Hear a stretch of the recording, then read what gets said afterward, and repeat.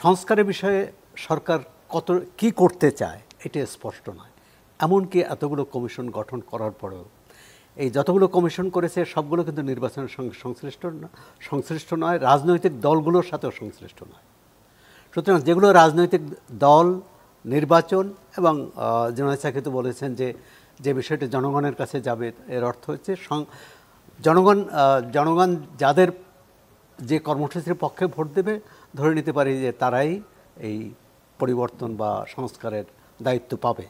যদি সেটা হয় তাহলে এই সরকার যে কাজটি করতে পারবে, সংস্কারের যে কাজগুলো, সেগুলোর জন্য তো রাজনৈতিক দলগুলোর উপর নির্ভর করার প্রয়োজন নেই। যেমন ধরুন শ্রম সংস্কার সংক্রান্ত একটা কমিটি করেছে, নারীর অধিকার নিয়ে একটি কমিটি করেছে, স্থানীয় সরকার যদি নাও বলি, জনপ্রশাসন, পুলিশ। আমি তো মনে করি না যে কোনো দলের পক্ষ থেকে এই পুলিশ সংস্কারের ব্যাপারে বিরোধিতা আছে বা আপত্তি আছে, জনপ্রশাসন সংস্কারের ব্যাপারে বিরোধিতা আছে বা আপত্তি আছে, কিন্তু সরকার এই কমিশনগুলো করার পরে, প্রতিবেদন পাওয়ার পরে কার্যকর কোনো পদক্ষেপ নেয়নি যে আমরা এটুক পারবো বা পারবো না, বা এ ব্যাপারে গণশুনানি করতে পারে, এ ব্যাপারে জনমত তৈরি করতে পারে, কিন্তু অথবা সরকার বলতে পারে যে আমরা এই পর্যন্ত করছি।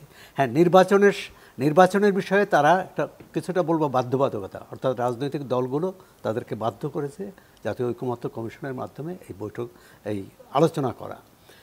কিন্তু সরকার কতটা সংস্কার করতে চায় এ ব্যাপারে সরকারের কাছ থেকে আমরা স্পষ্ট কোনো ব্যাখ্যা পাই না।